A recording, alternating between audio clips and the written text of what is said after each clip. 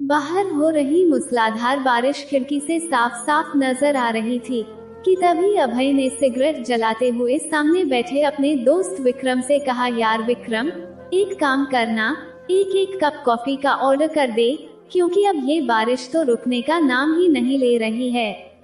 अभय किसी काम के सिलसिले में यहाँ से गुजर रहा था, तो उसने सोचा कि अब जब यहाँ तक आ ही गया हूँ तो अपने यार से भी मिलता चलूं।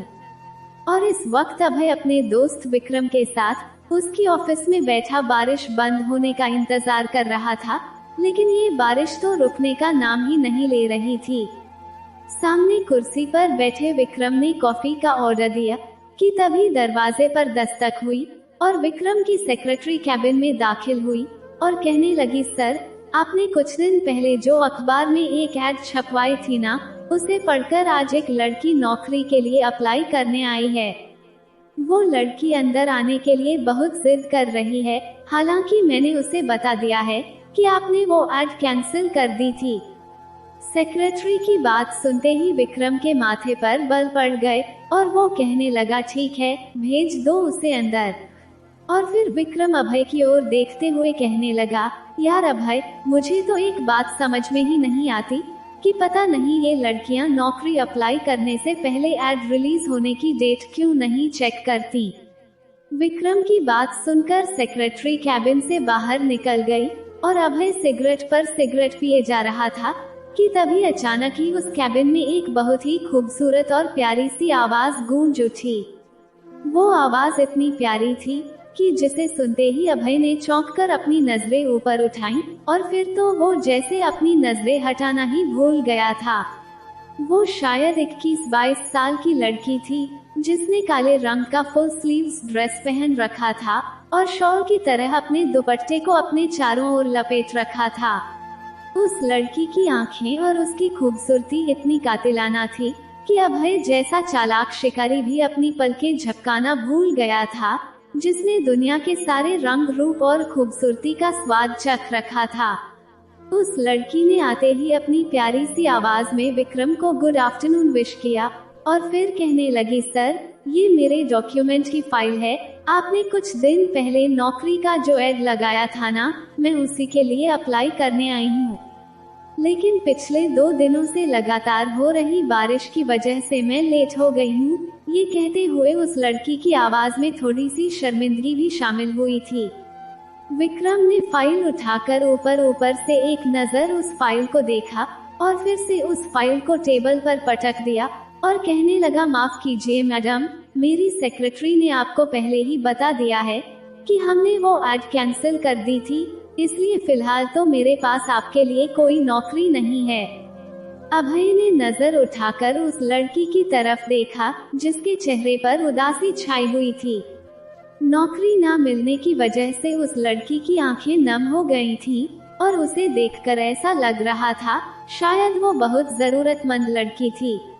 उस लड़की ने कांपते हाथों से अपनी फाइल उठाई और जैसे ही वापस जाने के लिए मुड़ी तो उसे पीछे से एक रौबदार आवाज सुनाई दी, रुको और अपनी फाइल मुझे दो। उस लड़की ने पीछे मुड़कर देखा तो वो अभय था जिसने फाइल के लिए लड़की की तरफ हाथ बढ़ाया था। विक्रम भी हैरत से अभय की ओर देखने लगा और उस लड़की ने भी बिना किसी हिचकिचाहट के अभय की ओर देखा और फिर फाइल उसकी ओर बढ़ा दी। अभय ने फाइल खोलकर उसके पन्नों पर एक नजर डाली, हालांकि अभय को इस बात से कोई मतलब नहीं था कि फाइल के अंदर क्या लिखा है और क्या नहीं। वो तो बस उस लड़की की खूबसूरती पर मर मिटा था, क्योंकि ऐसी ही खूबसूरती की तो आजकल सबसे ज्यादा डिमांड थी, जिसे देखकर ही अनछुआ होने का एहसास हो जाता था। मेरे ऑफिस में तुम्हारे लिए एक नौकरी खाली है और ये मेरा कार्ड है, तुम चाहो तो कल आ सकती हो। ये कहते हुए अभय ने अपना कार्ड उस लड़की की तरफ बढ़ाया तो उस लड़की ने खुशी खुशी अभय के हाथों से वो कार्ड लिया और जल्दी से अपनी फाइल उठाकर कैबिन से बाहर निकल गई। पता नहीं वो लड़की कितनी जरूरतमंद थी, क्योंकि इतनी तेज बारिश में भी वो लड़की नौकरी की अर्जी देने आई थी। अभय भी कुछ देर तक बैठा रहा, लेकिन बारिश के रुकने का तो कोई संकेत ही नहीं था, इसलिए वो भी अपनी जगह से उठ खड़ा हुआ और विक्रम को अलविदा कहकर अपने घर की ओर चल पड़ा।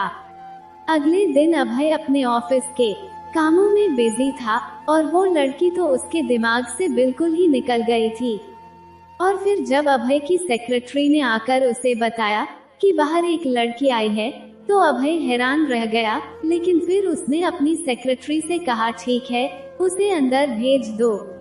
बाहर इंतजार कर रही पूजा हैरान नजरों से ऑफिस के चारों ओर देख रही थी और सोच रही थी कि ये कोई ऑफिस है या लड़कियों से सजी कोई दुकान, क्योंकि मॉडर्न कपड़े पहने हुए एक से बढ़कर एक खूबसूरत लड़कियां इधर से उधर आती जाती दिख रही थी और दीवारों पर बड़े बड़े एड के पोस्टर्स लगे हुए थे, जिसे देखकर साफ पता चल रहा था कि ये कोई एडवर्टाइजिंग कंपनी थी जो लड़कियों को मॉडल के तौर पर काम पर रखती है। पूजा को इस कंपनी में आकर थोड़ा सा पछतावा हुआ, क्योंकि वो ऐसा काम कैसे कर सकती थी भला। उन मॉडर्न लड़कियों के बीच से गुजरते हुए पूजा ने अपना दुपट्टा लपेटा और सेक्रेटरी के बताए हुए कैबिन की ओर बढ़ने लगी। और फिर जैसे ही पूजा दस्तक देकर अभय की कैबिन में दाखिल हुई, तो अभय ने अपना सिर उठाया और पूजा को अपने सामने खड़ा देखकर चौंक गया, क्योंकि वो उसे पहचान गया था। पूजा के पूरे शरीर पर नजर डालते हुए अभय के चेहरे पर शैतानी मुस्कान फैल गई थी, लेकिन फिर उसने अपने जज्बातों को काबू करते हुए कहा, oh come miss Puja, please sit down. Abhay के इतना कहते ही पूजा झिझकते हुए आगे बढ़ी और उसने अपनी फाइल अभय के सामने रख दी। अभय ने लापरवाही से वो फाइल उठाई और बिना देखे ही टेबल पर एक तरफ रख दी और फिर कहने लगा, देखिए मिस पूजा, मुझे आपकी फाइल से कोई लेना देना नहीं है, मुझे तो सिर्फ आपके काम से ही मतलब है। ये कहते हुए अभय के चेहरे पर एक अजीब सी मुस्कान फैल गई, तो पूजा हैरत भरी निगाहों से अभय की ओर देखने लगी और उसके चेहरे पर घबराहट साफ साफ दिखाई दे रही थी। पूजा के माथे पर चमकती पसीने की बूंदों से शायद अभय समझ गया था कि पूजा को इस तरह से घेरना नामुमकिन है। इसलिए अभय ने तुरंत ही अपनी बात को पलटते हुए कहा, मिस पूजा, जिस तरह से आप कल बारिश में विक्रम के ऑफिस में आई थी, मुझे समझ आ गया था कि आपको पैसों की सख्त जरूरत है और इसलिए मैंने आपको अपनी कंपनी में जॉब देने की ऑफर दी थी। दरअसल हम नई और जवान लड़कियों को मॉडल के तौर पर काम पर रखते हैं, क्योंकि हमें हर रोज अलग अलग एड्स के लिए लड़कियों की जरूरत होती है। इस काम के लिए आपको अच्छी खासी सैलरी भी दी जाएगी, लेकिन आपको काम हमारी पसंद का करना होगा। तो क्या आपको ये ऑफर मंजूर है? अभय की बातें सुनकर पूजा के चेहरे पर एक बेचैनी सी उभर आई और उसे बाहर घूम रही लड़कियां याद आ गईं, जिनके आधे अधूरे कपड़े देखते ही पूजा का सिर खुद ब खुद ही शर्म से नीचे झुक गया था। पूजा ने जब बड़ी मुश्किल से पूछा, लेकिन सर, मुझे किस तरह का काम करना होगा, तब अभय उसके चेहरे पर के एक्सप्रेशंस को बड़े अच्छे से देख रहा था, लेकिन वो इस कमसिन कली को अपने हाथों से जाने नहीं देना चाहता था। इसलिए अभय ने एक गहरी सांस ली और फिर कहने लगा, कुछ खास नहीं मिस पूजा, अगर आप मॉडलिंग का काम नहीं कर सकती तो आप कुछ ऑफिस के काम भी संभाल सकती हैं। ये सुनकर पूजा बिल्कुल ही बेफिक्र हो गई और तब अभय ने उसके सामने कुछ पेपर्स रखे और कहने लगा, मिस पूजा, अगर आपको ये काम मंजूर है तो आप अपने अपॉइंटमेंट लेटर पर साइन कर दीजिए। तब पूजा वो अपॉइंटमेंट लेटर हाथ में लेकर उसे पढ़ने लगी, तो अभय कहने लगा, देखिए मैडम, एक तो आप इतनी जरूरतमंद हैं और फिर मैं आपको इतनी अच्छी नौकरी दे रहा हूँ, लेकिन इसके बावजूद भी आपके तो नखरे ही खत्म नहीं हो रहे हैं। अगर आप इस वक्त से पढ़ने बैठ गईं, तो आप मेरे 15 से 20 मिनट ले लेंगी और मेरे पास इतना वक्त नहीं है। आपको साइन करना है तो कीजिए, वरना बाहर का रास्ता उस तरफ है। अभय की सख्त आवाज सुनकर पूजा एकदम से घबरा गई और उसने जल्दी से पास रखा पेन उठाया और अपॉइंटमेंट लेटर पर साइन कर दिया। पूजा ने तो ये भी ध्यान नहीं दिया कि उसके उन पेपर्स पर साइन करते ही अभय के चेहरे पर कैसे एक शैतानी मुस्कुराहट फैल गई थी। पूजा के साइन करते ही अभय ने कहा, मिस पूजा, कल आपके काम का पहला दिन है और कल से आपको सुबह के ठीक 9 बजे ऑफिस पहुंचना होगा। So all the best to you. ये कहते ही अभय ने हाथ मिलाने के इरादे से अपना हाथ आगे बढ़ाया तो धड़कते दिल के साथ पूजा अपनी जगह से उठ खड़ी हुई और फिर वो अभय से हाथ मिलाकर अपने घर की ओर रवाना हो गई। लेकिन जैसे ही पूजा रिक्शे से उतरकर अपने घर में दाखिल हुई तो उसने देखा कि उसके मम्मी पापा एक दूसरे पर चीख रहे थे और चिल्ला रहे थे। भगवान जाने आज उन दोनों को क्या हो गया था कि दोनों ने ही घर के शांत माहौल को बिगाड़ कर रख दिया था। पूजा ने एक गहरी सांस ली और थके हुए कदमों से अपने कमरे की तरफ बढ़ने लगी।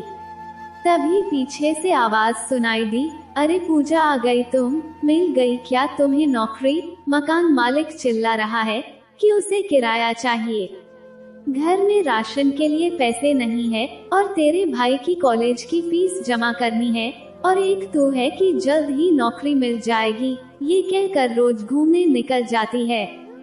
कभी कहती है कि स्कूल में 10,000 रुपए की नौकरी मिल रही है तो कभी कहती है कि बैंक वाले 12,000 दे रहे हैं, लेकिन इतने कम पैसों से हमारा घर कैसे चल पाएगा, ये भी कभी सोचा है तूने? पूजा तू कोई अच्छी सी नौकरी तलाश कर जिससे कि हमारे घर के सारे खर्चे पूरे हो सकें। पूजा की माँ ने एक बार जो बोलना शुरू किया तो फिर रुकने का नाम ही नहीं ले रही थी कि तभी पूजा ने पलटकर उनकी तरफ देखा और कहने लगी, माँ मुझे नौकरी मिल गई है और सैलरी 50,000 है। और 50,000 सुनते ही पूजा की माँ की आंखें तो खुली की खुली रह गईं और वो हैरत भरी अपनी बड़ी बड़ी आंखों से पूजा को देखने लगी जैसे कि उन्होंने कुछ गलत सुन लिया हो। खैर 50,000 की इतनी बड़ी रकम सुनकर घर में सब लोग खुशी से झूमने लगे, लेकिन पूजा चुपचाप अंदर कमरे में चली गई।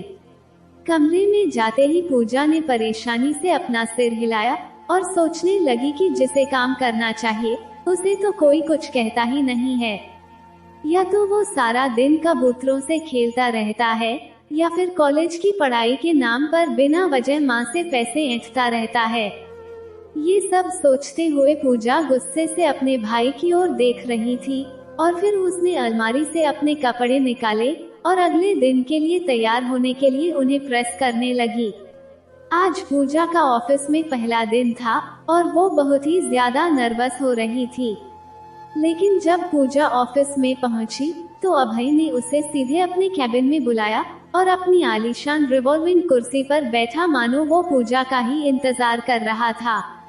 पूजा को देखते ही अभय ने कुछ डॉक्यूमेंट्स पूजा की ओर बढ़ाए और कहने लगा, मिस पूजा ये कुछ डॉक्यूमेंट्स हैं, आप इन्हें टाइप कर दीजिएगा। जैसे ही अभय ने पूजा को ये काम सौंपा तो पूजा ने सुकून का सांस लिया कि अभय ने उसे सच में ऑफिस में बैठने वाला ही कोई काम दिया था। पूजा ने चुपचाप से वो फाइलें उठाई और अपने टेबल के पास वापस आ गई। पूजा दोपहर तक वहीं काम करती रही, लेकिन उसे अच्छे से महसूस हो रहा था कि आने जाने वाली सारी लड़कियां उसे हैरत से देख रही थीं। शायद वो लड़कियां भी ये सोच रही थीं कि इतने बड़े और शानदार ऑफिस में पूजा जैसी मामूली और भैंजी टाइप दिखने वाली लड़की का क्या काम हो सकता है भला।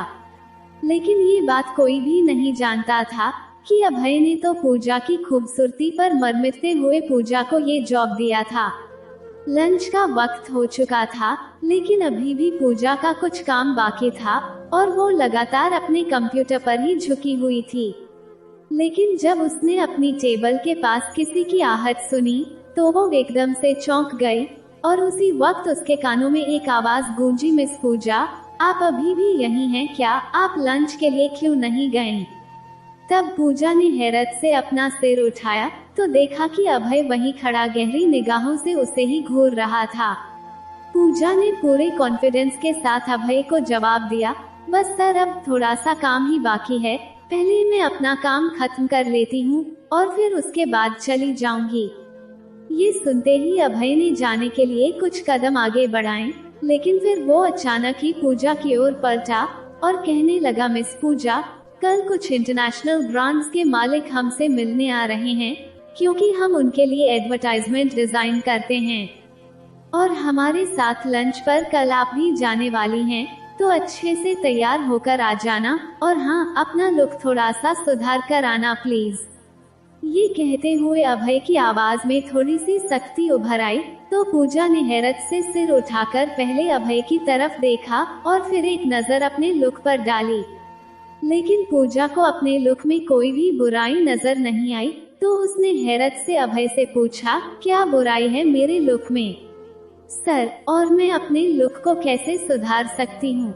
ये सुनते ही अभय गुस्से से लाल हो गया और कहने लगा, मिस पूजा, ये जो आप हर वक्त अपने दुपट्टे को चद्दर की तरह लपेट कर रखती है ना, इस तरह से आप मेरे साथ इंटरनेशनल क्लाइंट्स के साथ लंच पर नहीं जा सकती।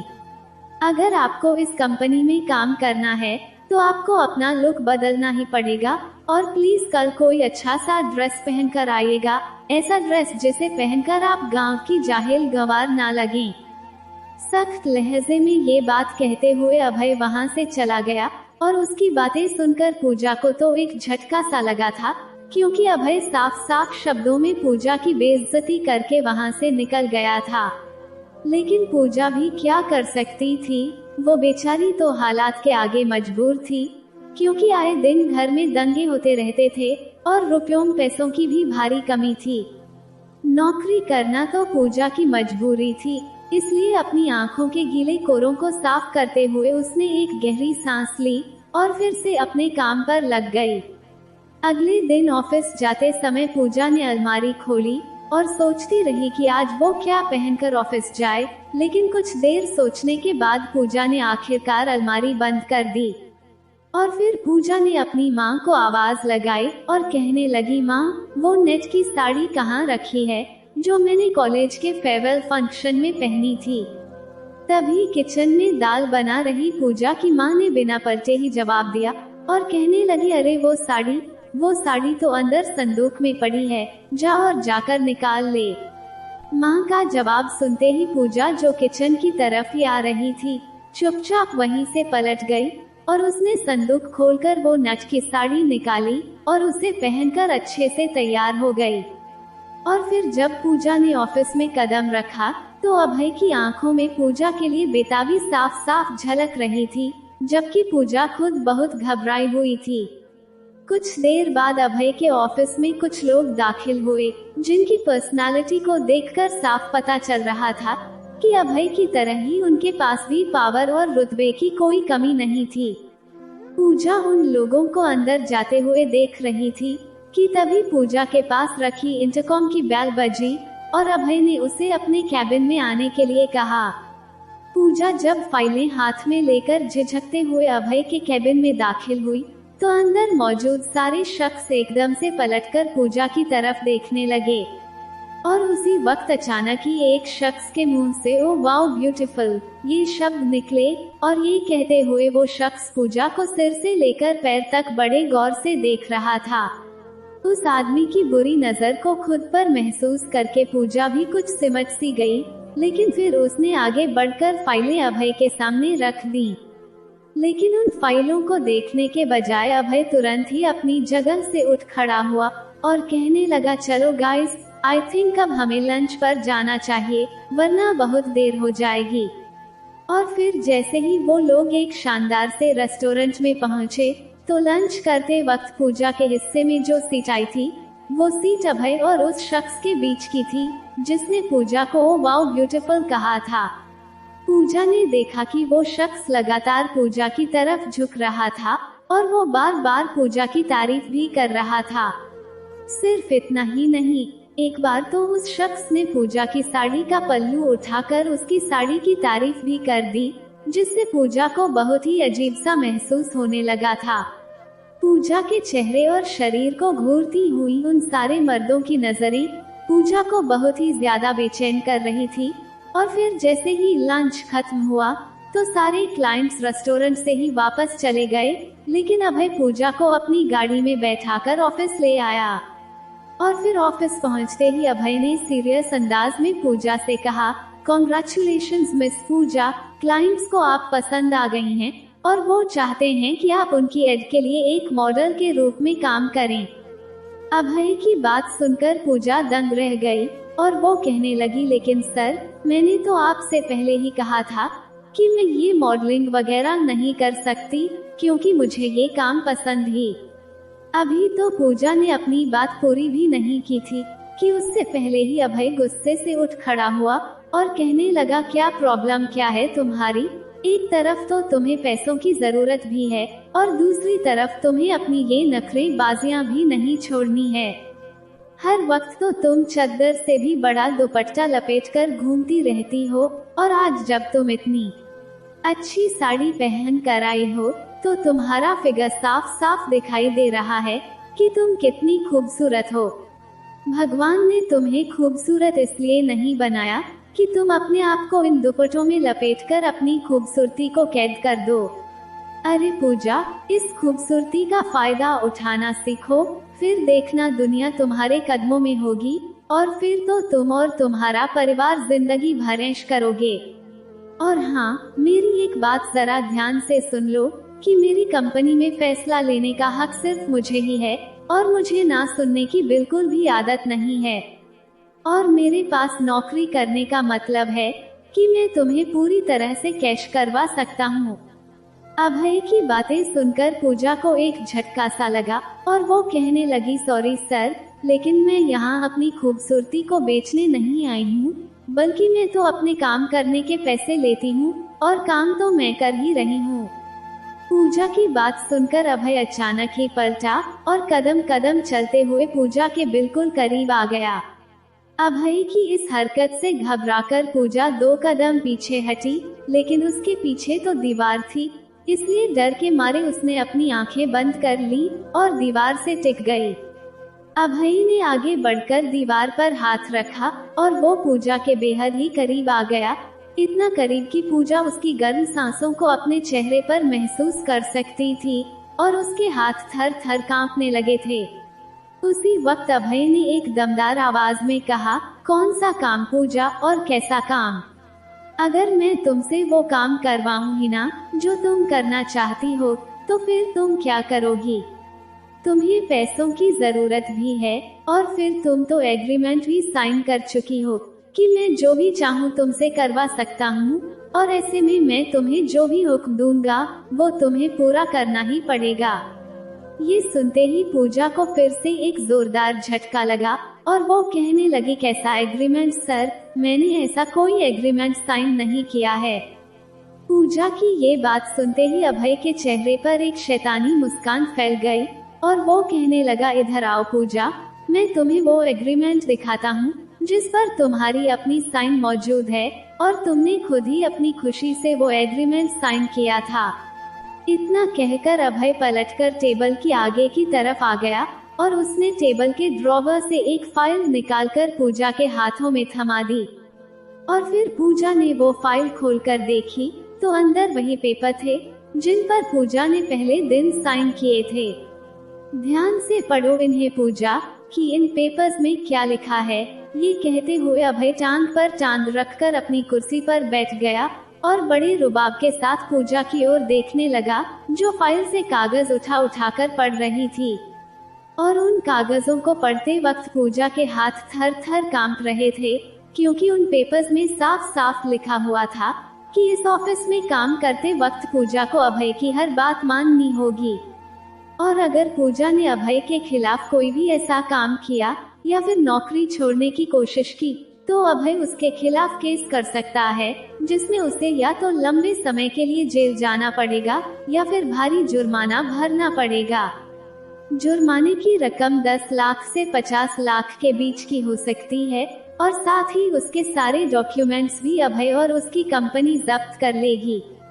एग्रीमेंट्स के पेपर्स पढ़ते ही पूजा की हथेलियां पसीने से भीग चुकी थीं, और फिर जब उसने हैरत भरी नजरों से अभय की ओर देखा तो अभय उसे ही घूरते हुए मुस्कुरा रहा था।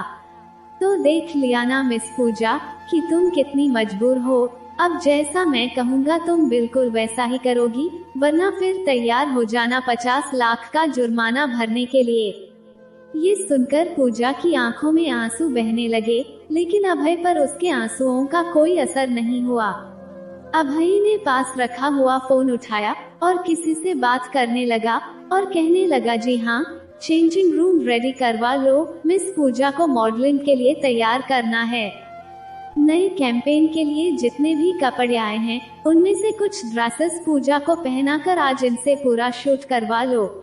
बात खत्म होते ही अभय ने मुस्कुराकर पूजा की ओर देखा और कहने लगा, जाओ पूजा, सेक्रेटरी तुम्हें लेने आई है। पूजा ने पीछे पलट कर देखा तो अभय की सेक्रेटरी पीछे ही खड़ी थी और उसने पूजा को अपने साथ आने का इशारा किया और फिर अभय भी उनके पीछे पीछे चलने लगा। पूजा को चेंजिंग रूम में ले जाकर सेक्रेटरी ने पूजा को वो रैक दिखाया जिसमें मॉडलिंग के कपड़े रखे हुए थे। पूजा एकदम से आगे बढ़ी और उसने अपने सामने रखे हुए कपड़ों को गौर से देखा तो उसकी आंखें हैरत से खुली की खुली रह गईं, क्योंकि वो कपड़े इतने छोटे थे कि कपड़ों के नाम पर सिर्फ कुछ टुकड़े ही थे। अभय ने कमीनगी से मुस्कुराते हुए कहा, पूजा, ये कपड़े पहनकर तो तुम कमाल लगोगी कमाल। लेकिन उन कपड़ों को देखते ही पूजा को तो शर्म के मारे जमीन में धंस जाने का मन कर रहा था। पूजा ने अचानक ही अपने हाथ में पकड़े ड्रेस को जमीन पर फेंक दिया और कहने लगी, माफ करना सर, लेकिन ना तो मैं ऐसे बेहुदा कपड़े पहनूंगी और ना ही ऐसी कोई घटिया मॉडलिंग करूंगी। ये कहते हुए पूजा की आंखों से आंसू बहने लगे तो अभय ने अपने कंधे उचकाते हुए कहा, ठीक है तो फिर कानूनी कार्रवाई के लिए तैयार हो जाओ। ये सुनकर पूजा खुद पर काबू नहीं रख पाई और वो तुरंत ही कमरे से बाहर चली गई। सिर्फ कमरे से ही नहीं, पूजा तो अभय की ऑफिस से भी बाहर निकल गई। पूरे रास्ते में पूजा की आंखों से लगातार आंसू बहते रहे और वो पूरा रास्ता यही सोचती रही कि जब वो अपने घर वालों को बताएगी कि उसने नौकरी छोड़ दी है तो क्या होगा और पता नहीं सब लोग कैसे रिएक्ट करेंगे। और सबसे बड़ी बात तो ये थी कि पूजा को अभय की तरफ से होने वाली कानूनी कार्रवाई का भी बहुत डर लग रहा था, लेकिन उसे कोई रास्ता ही नजर नहीं आ रहा था। और हुआ भी बिल्कुल वैसा ही जैसा कि पूजा ने सोचा था। घर के दरवाजे पर कदम रखते ही परेशानियों ने फिर से पूजा को घेर लिया और घर में वही रोज की चीखें और रोना धोना सुनाई देने लगा। पूजा की माँ ने खाने में आज फिर से भिंडी आलू की सब्जी बनाई थी, लेकिन पूजा का बड़ा भाई अपनी माँ से झगड़ने लगा और कहने लगा, नहीं माँ, मुझे नहीं खानी है ये बेकार सब्जी, आप मुझे पैसे दे दो, मैं बाहर से सैंडविच या पिज्जा खरीद कर खा लूँगा। ये कहते हुए पूजा के बड़े भाई ने सारे बर्तन उठाकर जमीन पर फेंक दिए तो रोटी सब्जी सामने से आ रही पूजा के पैरों में बिखर गई। पूजा उदास होकर सामने खड़े अपने बड़े भाई को देखने लगी, जिसे अब तक घर की जिम्मेदारियां उठा लेनी चाहिए थी, लेकिन एक वो था जिसके लाड प्यार और नखरे खत्म ही नहीं हो रहे थे। पूजा की माँ अपने बेटे के नखरे बर्दाश्त कर रही थी और उसे खाना खाने के लिए मना रही थी, लेकिन पूजा का भाई भी अच्छी तरह से जानता था कि उसकी माँ को इमोशनल ब्लैकमेल करना कितना आसान है। पूजा को तो अभी तक उसकी सैलरी भी नहीं मिली थी, तो फिर वो बेचारी रोज के ये ड्रामे खत्म करने के लिए पैसे कहाँ से लाती। खैर कुछ देर बाद पूजा की माँ ने वो पैसे जो उन्होंने कहीं छिपा कर रखे थे वो निकालकर पूजा के भाई को दे दिए और वो खुश होकर बाइक की चाबी लेकर बाहर चला गया। ये सब देखकर पूजा ने एक गहरी सांस ली और फिर जब वो अंदर आई तो उसकी माँ परेशानी से कहने लगी, पूजा तेरे लिए भी खाना परोस दूं क्या? लेकिन पूजा को तो आज बिल्कुल भी भूख नहीं थी, क्योंकि ऑफिस में आज जो कुछ भी हुआ था पूजा की तो जैसे भूख ही मर गई थी, बल्कि आज तो टेंशन के मारे उसका सर दर्द से फटा जा रहा था, क्योंकि आज पूजा ने अभय की आंखों में दरिंदगी और कमीनापन साफ साफ देख लिया था। लेकिन वो भी क्या कर सकती थी, आखिर वो भी तो मजबूर थी ना। पूजा ने पक्का इरादा कर लिया कि चाहे अब कुछ भी हो जाए लेकिन वो ये नौकरी नहीं करेगी। पूजा रात भर सो नहीं पाई, क्योंकि ऑफिस का मंजर उसकी आंखों के सामने आते ही बार बार उसकी आंखें नम हो जाती थीं। और फिर जब सुबह होने को आई तब थोड़ी देर के लिए ही पूजा की आंख लगी थी कि तभी अचानक किसी के चिल्लाने की तेज आवाज से उसकी नींद खुल गई और वो घबराकर उठ बैठी। क्या हुआ माँ? ये कहते हुए पूजा घबराकर कमरे से बाहर आई, लेकिन उसके कदम वहीं दरवाजे पर ही जम गए, क्योंकि सामने मेन दरवाजे पर मकान मालिक खड़ा था और वो बहुत ही बुरी तरह से लड़ रहा था। मकान मालिक पूजा के माँ बाप पर चिल्ला रहा था कि 2 महीने हो गए हैं, लेकिन अभी तक तुम लोगों ने किराया नहीं दिया है। आखिर तुम लोग समझते क्या हो मुझे? ये जगह मुझे भिखारियों को नहीं देनी है, किराया देना है तो दो, वरना जल्दी से ये घर खाली कर दो। मकान मालिक पूजा के पापा पर चिल्ला रहा था और पूजा के पापा उसके सामने हाथ जोड़कर खड़े थे और उससे विनती कर रहे थे कि जैसे ही बेटी को सैलरी मिलेगी तो वो उसे किराया चुका देंगे। ये सुनते ही मकान मालिक ने पलटकर दरवाजे पर खड़ी पूजा को गहरी निगाहों से देखा और मूंछों पर ताप देते हुए वापस चला गया और पूजा तो जमीन में गड़कर रह गई। थोड़ी देर बाद पूजा की माँ ने पूजा से कहा, पूजा बेटा, अपने मालिक से कहो ना कि कुछ पैसे एडवांस दे दे ताकि हम मकान का किराया चुका सकें। और ये सुनते ही पूजा अपनी माँ को देखती रह गई। अब वो अपनी माँ को क्या बताती कि वो तो अपनी नौकरी छोड़ चुकी है। घर के बिगड़ते हालात पूजा के सामने थे, लेकिन अब उसकी समझ में कुछ भी नहीं आ रहा था कि वो करे तो क्या करे। पूजा ने अपनी आंखें बंद कर ली और फिर कहने लगी, माँ, अगर मैं ये नौकरी छोड़ दूं तो? पूजा ने डरते डरते अपनी माँ से ये सवाल पूछा। तब उसकी माँ तो उसे आंखें फाड़े ऐसे तो देखने लगी जैसे कि उन्हें 440 वोल्ट का करंट लग गया हो। पूजा की माँ कहने लगी, हे भगवान, पता नहीं इस लड़की को क्या हो गया है, आखिर क्यों छोड़नी है तुझे इतनी अच्छी नौकरी, तेरी कंपनी तुझे इतनी अच्छी सैलरी दे रही है, तो चुपचाप कर लेना ये नौकरी और जो भी काम तुझे सौंपते हैं वो करती जा। यहाँ घर की हालत दिखाई नहीं देती तुझे और घर के हजारों खर्चे भी नजर नहीं आते हैं क्या? और वैसे भी काम करने से तेरी जान थोड़ी ना निकल जाएगी। पूजा की माँ तो जैसे सदमे में आ गई थी कि कहीं पूजा सच में नौकरी छोड़ ना दे, और उनका तो बस नहीं चल रहा था कि वो अभी और इसी वक्त पूजा को ऑफिस भेज दें। लेकिन आज तो संडे था, इसलिए आज ऑफिस में छुट्टी थी और पूजा दिन भर अपनी माँ से नजरें बचाकर चुपचाप रोती रही और उसने पूरी रात भी रोते रोते ही गुजारी थी। अगली सुबह पूजा की माँ ने उसे समय से आधा घंटा पहले ही जगा दिया और कहने लगी, पूजा, जल्दी से उठ और तैयार होकर अपने काम पर जा और दोबारा मेरे सामने कभी बेवकूफों की तरह नौकरी छोड़ने की बात भी मत करना। पूजा की माँ ने पूजा को जबरदस्ती तैयार करके ऑफिस भेज दिया। बस फर्क सिर्फ इतना ही था कि आज फिर से पूजा ने सिंपल से कपड़े पहन रखे थे। सूजी हुई आंखों के साथ जब पूजा ऑफिस पहुंची तो सब कुछ पहले की तरह नॉर्मल था और वो चुपचाप से जाकर अपने डेस्क पर बैठ गई। कुछ देर बाद अभय भी ऑफिस में दाखिल हुआ और जब उसने पूजा को अपने डेस्क पर बैठे देखा तो वो एकदम से चौंक गया और उसके होठों पर एक अजीब सी मुस्कान फैल गई। लेकिन जब पूजा ने अपना सिर उठाकर अभय की तरफ देखा तो उसने पूजा को अनदेखा कर दिया और अपनी कैबिन की ओर आगे बढ़ गया। पूजा को पूरा यकीन था कि अभय अपनी कैबिन में बुलाकर उसे नौकरी से निकाल देगा, लेकिन ऐसा कुछ भी नहीं हुआ। पूजा ने वो पूरा दिन सुकून से बिताया, बल्कि अभय ने तो अपनी सेक्रेटरी से कहकर पूजा के लिए कुछ काम भी भिजवाया था। पूजा को ऐसा लगा कि अभय की ये खामोशी आने वाले किसी तूफान का संकेत है, लेकिन पूजा के अगले 2 दिन भी इसी तरह खामोशी में ही गुजरे थे। और फिर जब तीसरे दिन अभय का दिया हुआ काम पूरा हो गया तो पूजा सारी फाइलें उठाकर अभय को देने के लिए उसके कैबिन की ओर बढ़ गई, लेकिन कैबिन का दरवाजा हल्का सा खुला हुआ था। पूजा ने दरवाजा खटखटाने के लिए अपना हाथ बढ़ाया, लेकिन उससे पहले ही अंदर चल रही बातें सुनकर वो चौंक गई।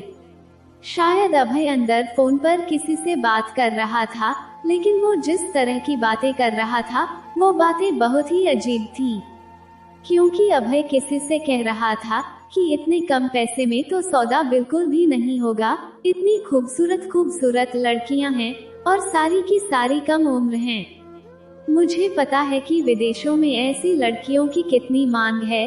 सीधी और साफ बात करो, मुझे जितने डॉलर चाहिए उतने डॉलर का चेक मुझे दिया जाएगा, तभी मैं वहाँ माल भेजूंगा, वरना नहीं। जब अभय फोन पर किसी से ये सारी बातें कर रहा था, तो अचानक ही पूजा का हाथ उसके मोबाइल पर चला गया और फिर ना जाने क्या सोचकर पूजा ने रिकॉर्डिंग चालू कर दी। अभय अंदर बैठा लगातार अपनी डील्स के बारे में बात कर रहा था, जबकि पूजा बाहर खड़ी होकर उसकी सारी बातें रिकॉर्ड कर रही थी।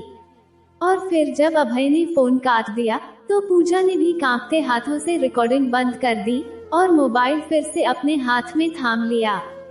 कुछ पल तो पूजा को खुद को संभालने में ही लग गए, लेकिन फाइलें अभी भी उसके हाथ में थी, इसलिए उसने अनजान बनने का नाटक किया और कैबिन का दरवाजा खटखटाया। कैबिन के अंदर से अभय की भारी आवाज पूजा के कानों में गूंजी, अंदर आ जाओ। तो पूजा फाइलें लेकर अंदर चली गई और अभय उसे गहरी निगाहों से जांच रहा था। पूजा ने फाइलें अभय के सामने रखी और कहने लगी, सर, ये काम कंप्लीट हो चुका है। अभय ने भी बिना कुछ कहे पूजा के हाथ से सारी फाइलें ले ली और कहा, ठीक है, आप जा सकती हैं, आगे का काम आपको सेक्रेटरी बता देगी। जब अभय ने नॉर्मल अंदाज में ये बात कही, तो पूजा को यकीन ही नहीं हो रहा था कि अभय बदल गया है या फिर उसने अपना बदला लेने का इरादा छोड़ दिया है। हैरत भरी नजरों से अभय को देखते हुए पूजा कैबिन से बाहर आ गई, लेकिन उसका दिल अभी भी तेजी से धड़क रहा था। लेकिन फिर रिकॉर्डिंग वाली बात याद आते ही पूजा सुकून से हो गई और सोचने लगी कि अब तो मेरे पास एक अच्छा सबूत है। अगर अभय ने कभी भी मुझे ब्लैकमेल करने की कोशिश की ना, तो मैं उसके खिलाफ इस सबूत का इस्तेमाल कर सकती हूँ।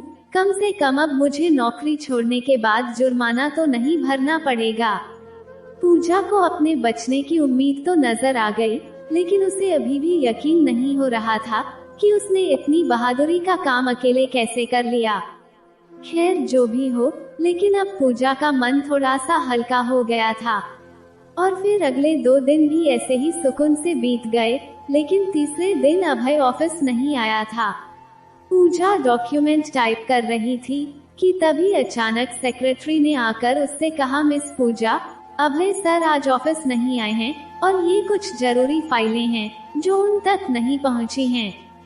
और अभय सर ने फोन करके कहा है कि ये फाइलें आपके साथ उनके घर भिजवा दी जाएं, क्योंकि डॉक्यूमेंट का सारा काम आप ही संभालती हैं।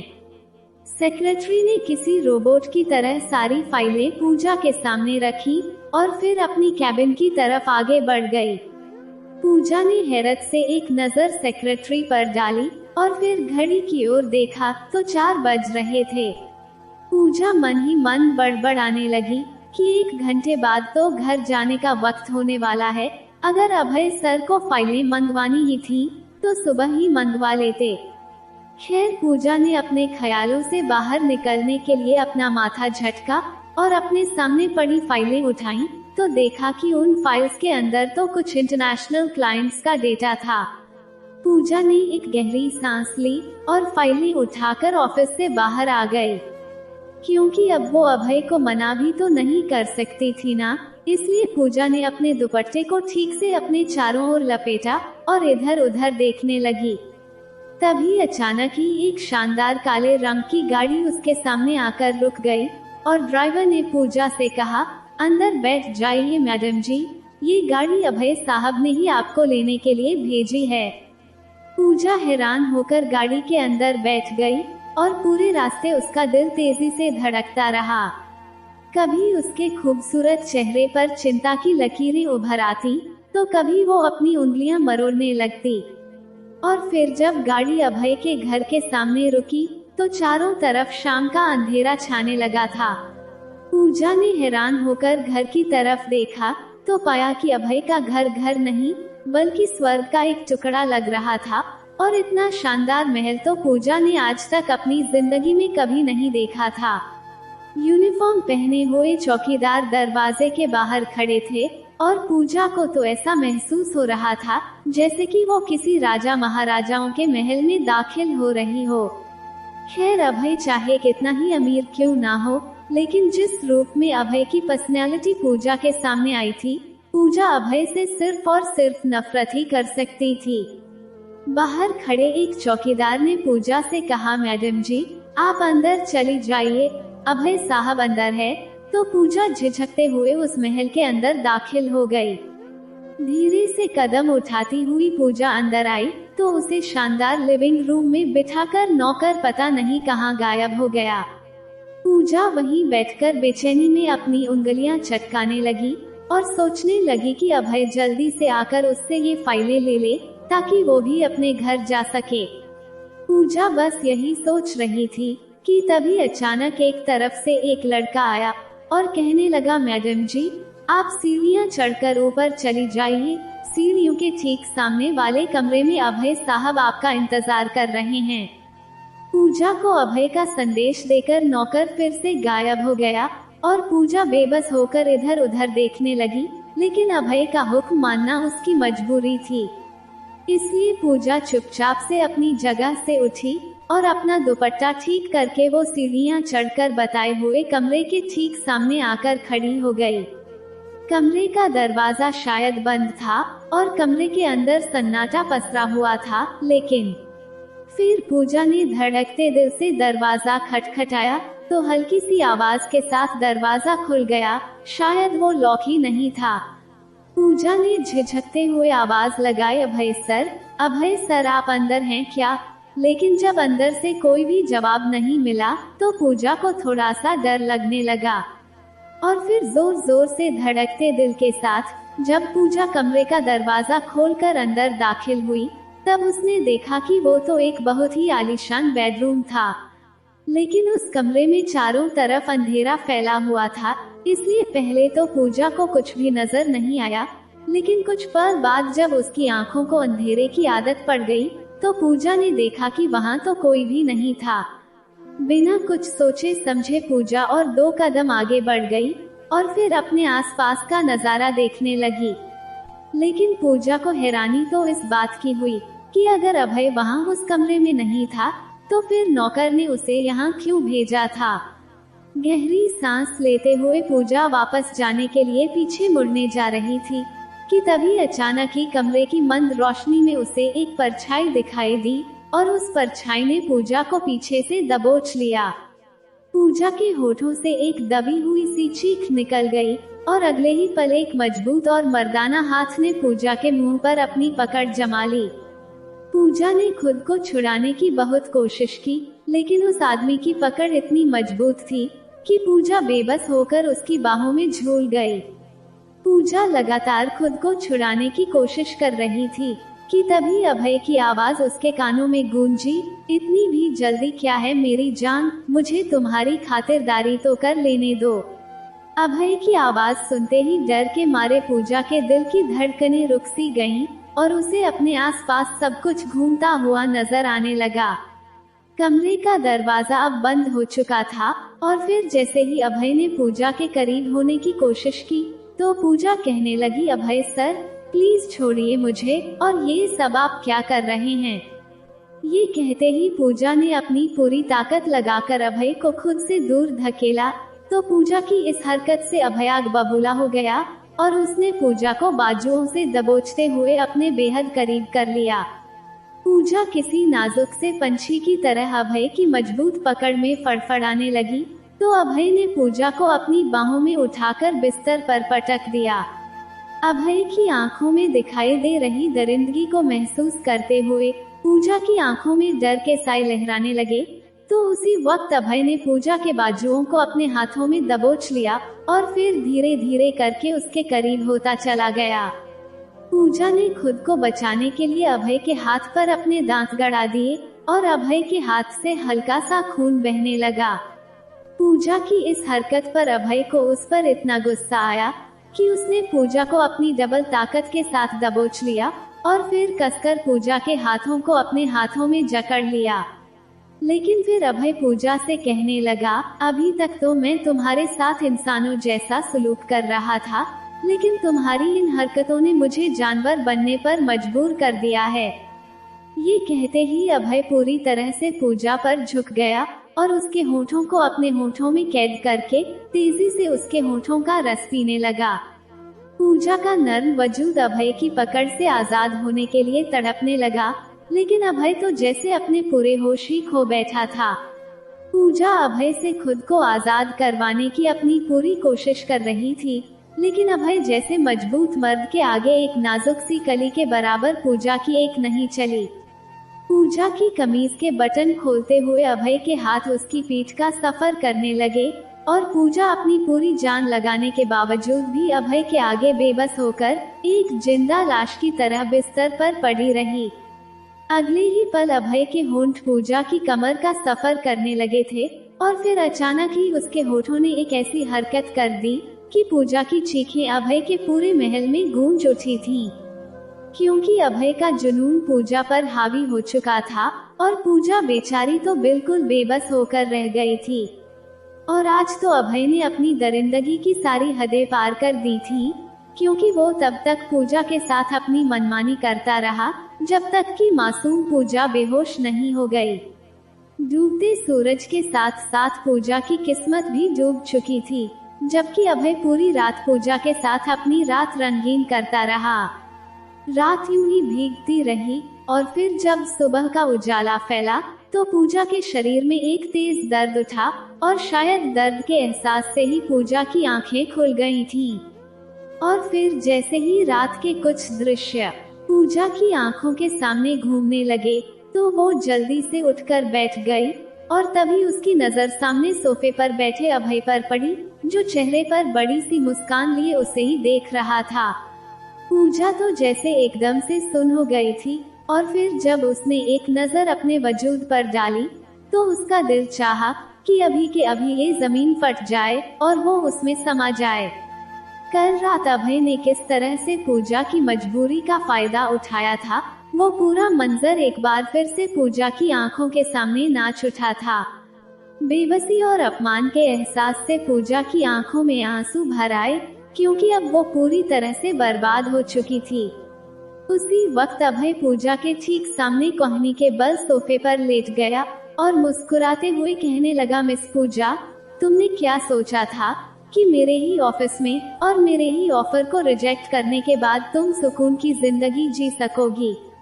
ऐसा तो नहीं हो सकता ना डार्लिंग, क्योंकि किसी भी काम के लिए अभय को आज तक किसी ने इनकार नहीं किया है, लेकिन तुमने वो गलती कर दी और देखो उसका अंजाम तुम्हारे सामने है।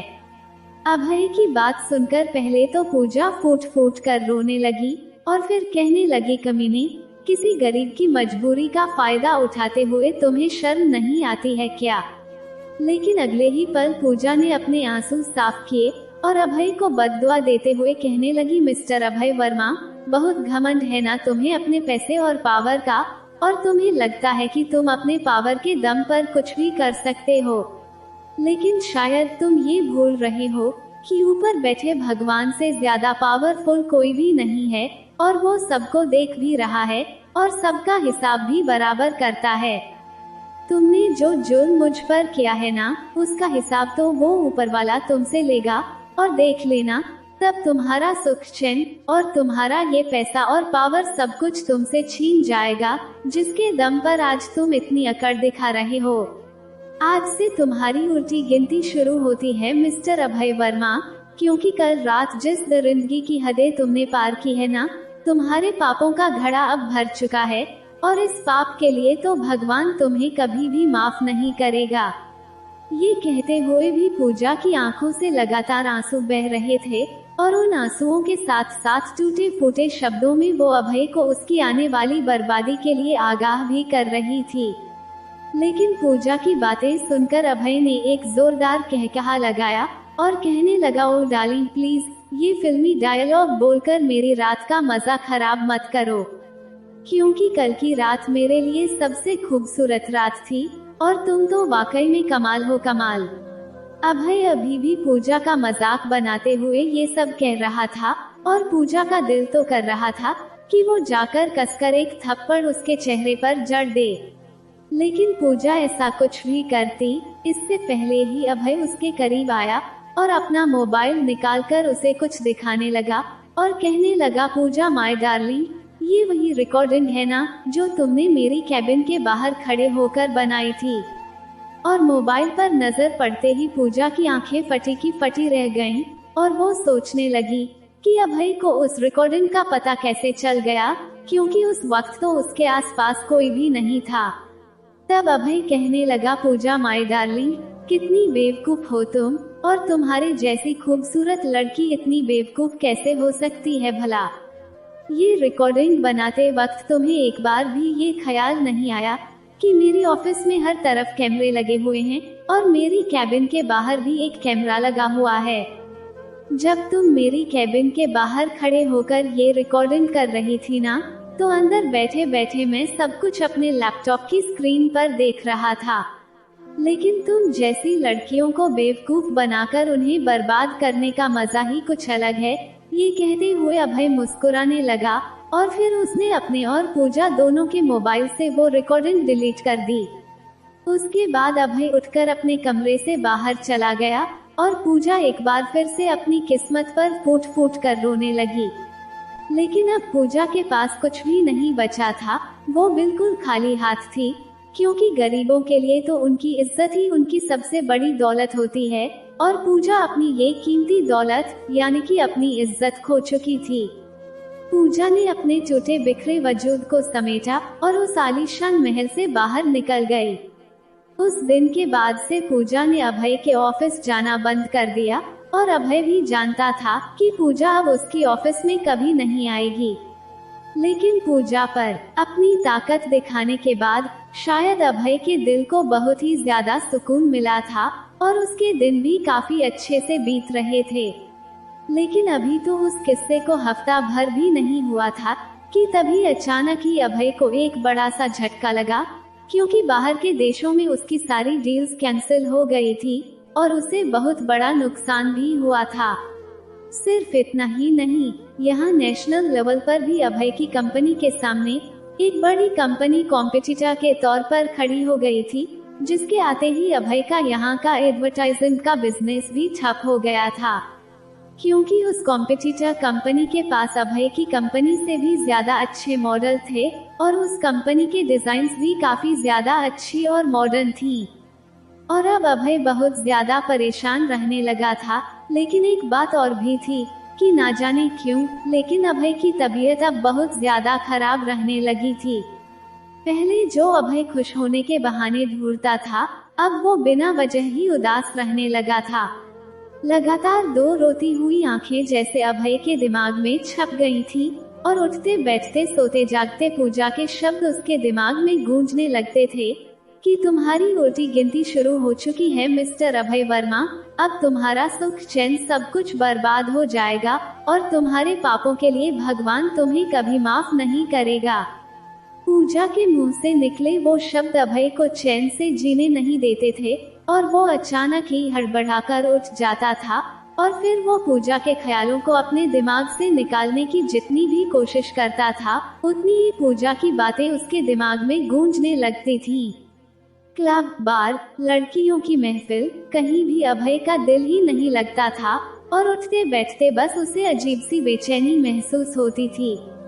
और फिर अचानक ही अभय आते जाते सड़कों पर पूजा को तलाश करने लगा कि शायद वो किसी दिन उसे नजर आ जाए।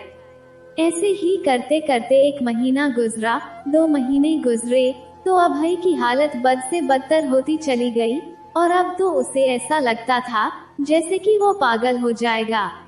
अभय को खुद को भी कुछ समझ नहीं आ रहा था कि आखिर उसे हुआ क्या है, और फिर आखिरकार तंग आकर वो एक दिन साइकेट्रिस्ट के पास चला गया।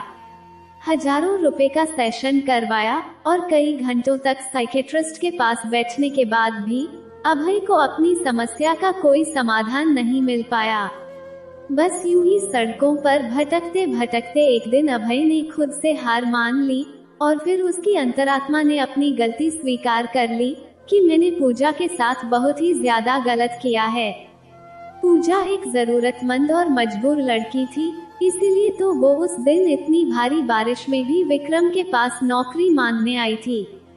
उसकी मदद करने की बजाय मैंने उसकी मजबूरी का फायदा उठाया। अब मुझे किसी भी तरह से उसे तलाश करना ही होगा। मैं पूजा से अपने किए की माफी भी मांगूंगा और उसकी जरूरत के हिसाब से उसकी आर्थिक मदद भी करूंगा, तभी शायद मैं खुद भी चैन से जी पाऊंगा। ये कहते हुए अभय ने खुद को तसल्ली दी और पूजा को तलाश करने का अपने दिल में पक्का इरादा कर लिया। अगले दिन ऑफिस जाते ही अभय ने अपनी सेक्रेटरी को अपनी कैबिन में बुलाया और कहा, वो लड़की थी ना पूजा, जो कुछ समय पहले यहाँ काम करती थी, उसके डॉक्यूमेंट से उसके घर का एड्रेस निकालो और मुझे अभी और इसी वक्त दे जाओ। अभय की सेक्रेटरी ने हाँ में सिर हिलाया और कुछ देर बाद वो फिर से अभय की कैबिन में आई और उसने पूजा के घर का एड्रेस अभय के सामने रख दिया। एड्रेस हाथ में लेकर अभय कुछ देर तक सोचता रहा, लेकिन फिर वो अचानक ही अपनी जगह से उठ खड़ा हुआ और पूजा का एड्रेस लेकर अपनी गाड़ी में बैठ गया। कुछ देर बाद अभय पूजा के इलाके में मौजूद था। वो एक टूटा फूटा सा कच्चा इलाका था और वहाँ पर लोग जरूरतों की चीजों के लिए भी तरस रहे थे। पूजा का घर भी उन्हीं गलियों के बीच में था, जहाँ एक पुराना सा दरवाजा लगा था, लेकिन हैरान करने वाली बात ये थी कि उस टूटे फूटे दरवाजे के बाहर मंडप बंधा हुआ था। अभय ने अपनी आलीशान गाड़ी पूजा के घर के दरवाजे के बाहर रोकी और वहां से गुजर रहे एक आदमी को रोककर पूछा, भाई, यहाँ किसकी शादी हो रही है? वो आदमी भी शायद काफी बातूनी था और उसने अभय से कहा कि यहाँ जो मनोहर चाचा रहते हैं ना, उनकी बेटी पूजा की शादी उनके मकान मालिक के बेटे से हो रही है। अरे भाई, अब मैं तुम्हें क्या बताऊं, मनोहर चाचा कई महीनों से मकान मालिक को किराया नहीं दे पाए थे और फिलहाल तो देने के लिए उनकी जेब में एक पैसा भी नहीं था, इसलिए मकान मालिक ने भी उन्हें माफ नहीं किया।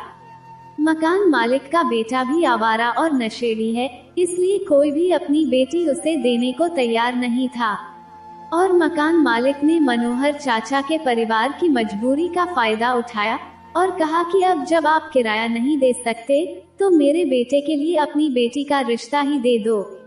और मनोहर चाचा ने भी रोज रोज के झगड़ों से तंग आकर मजबूरन अपनी बेटी पूजा का रिश्ता मकान मालिक के शराबी बेटे के लिए दे दिया और आज उन दोनों की शादी होने जा रही है। उस आदमी ने आगे जो कुछ भी कहा, उसे सुनकर अभय का दिल छल्ली हो गया और उसके दिमाग में फिर से पूजा की कई बातें गूंजने लगी, क्योंकि उस आदमी ने कहा, क्या करे साहब, यहाँ इस दुनिया में गरीब की कोई मदद नहीं करता, बल्कि उसकी मजबूरी का फायदा उठाने के लिए हर कोई तैयार बैठा होता है। इतना कहकर वो आदमी आगे बढ़ गया और अभय ये सोचकर शर्मिंदा हो गया कि उसने पूजा के साथ कितना बड़ा जुर्म कर दिया था। अभय ने पूजा की सिर्फ इज्जत ही नहीं, बल्कि उसकी आने वाली पूरी जिंदगी भी बर्बाद कर दी थी। लेकिन अब बिना एक पल की भी देरी किए अभय तुरंत ही घर के अंदर दाखिल हो गया तो देखा कि उसके सामने दो बूढ़े दंपत्ति खड़े थे और उनके साथ एक दुबला पतला सा लड़का भी खड़ा था और उन सब के सामने मकान मालिक खड़ा होकर चिल्ला रहा था कि हमें दहेज में गाड़ी चाहिए, नहीं तो हम अभी पुलिस को बुला लेंगे और आपको और आपकी बेटी को मकान का किराया न देने के आरोप में गिरफ्तार करवा देंगे और ये रिश्ता भी हम अभी के अभी खत्म कर देंगे।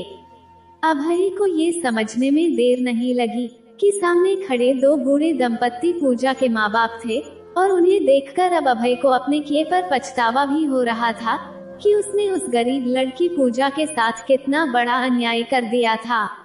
उस छोटे से घर में अभय की नजरें पूजा को ही तलाश कर रही थी कि तभी अचानक उसकी नजरें भटककर सामने कमरे की खिड़की पर पड़ी, जिसका एक भाग खुला हुआ था और अंदर का नजारा साफ दिखाई दे रहा था। पूजा दुल्हन का लाल जोड़ा पहने सामने बैठी हुई थी और वो अपनी हथेली से अपने आंसू साफ करते हुए शायद अपनी किस्मत पर मातम भी मना रही थी। पूजा को देखते ही अभय के दिल में अचानक ही कुछ हुआ और उसके दिल में महीनों से जो बेचैनी थी वो पल भर में ही खत्म हो गई थी। ऐसा लग रहा था जैसे अभय ना जाने कब से पूजा को देखने के लिए ही तरस रहा था। लेकिन फिर अभय ने पूजा से अपनी नजरें हटाईं और वहां खड़े मकान मालिक से पूछने लगा, कितना किराया है आपका? आपका किराया मैं अदा कर दूंगा। मैं पूजा का बॉस हूँ और वो बिना किसी कारण नौकरी छोड़कर चली गई थी और उसकी कुछ रकम कंपनी में जमा है। अभय की बात सुनकर पूजा के पापा चौंक गए, लेकिन वो भी स्वभाव से कुछ लालची किस्म के इंसान थे और उन्हें तो सिर्फ पैसों से ही मतलब था। मकान मालिक पूजा के पापा के कान भर रहा था कि इतना अच्छा रिश्ता हाथ से जा रहा है, फिर कौन करेगा तुम्हारी बेटी से शादी वगैरह वगैरह। लेकिन अभय ने उसकी बात सुने बिना ही एक बड़ी रकम का चेक काटकर उसके हाथ में थमा दिया और कहने लगा, अब चले जाओ यहाँ से और फिर दोबारा कभी अपनी शक्ल मत दिखाना।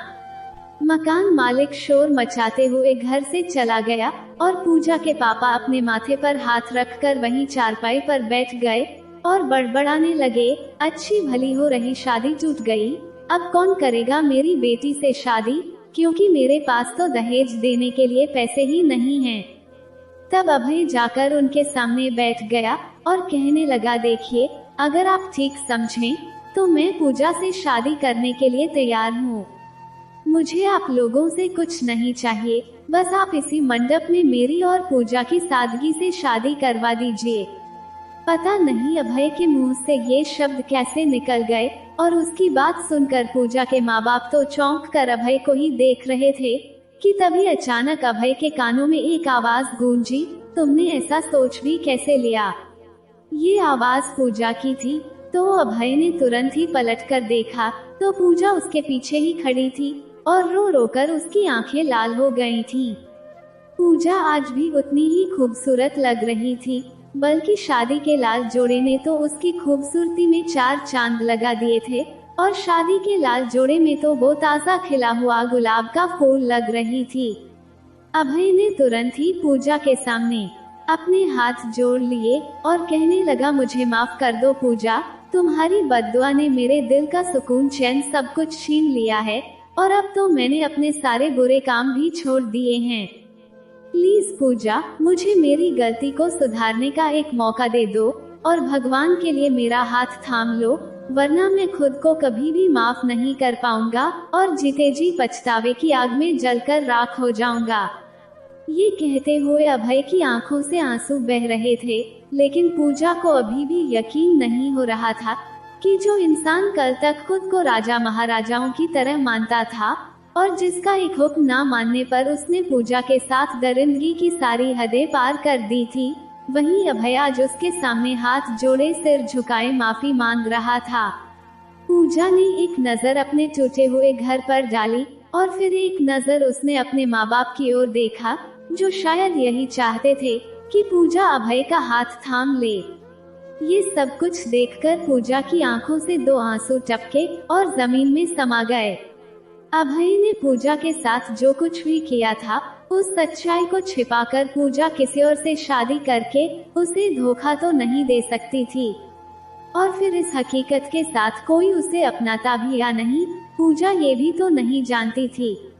और फिर सब कुछ सोचते हुए पूजा के दिल ने एक फैसला किया कि उसे एक बार अभय को अपनी गलती सुधारने का मौका दे देना चाहिए। और वैसे भी अगर अभय ने अपने गलत काम छोड़ दिए थे तो पूजा नहीं चाहती थी कि वो वापस उसी जिंदगी में लौट जाए। इसलिए अपने आंसुओं को साफ करते हुए पूजा ने अभय से शादी करने के लिए हामी भर दी, और तब अभय को ऐसा लगा जैसे कि अब उसके बेचैन दिल को कुछ सुकून मिल गया है।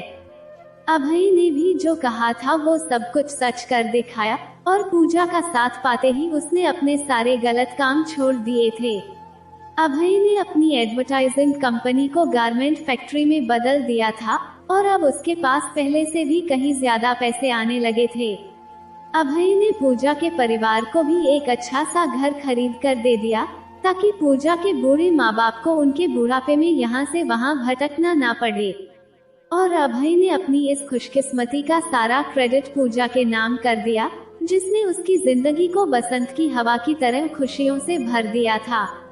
अभय ने पूजा के परिवार के लिए जो कुछ भी किया था और खुद अभय में जो भी बदलाव आया था, उसे देखकर पूजा ने भी अभय को माफ कर दिया, और शादी के पूरे 1 साल बाद पूजा ने भी पूरे दिल से अभय को अपना पति स्वीकार कर लिया।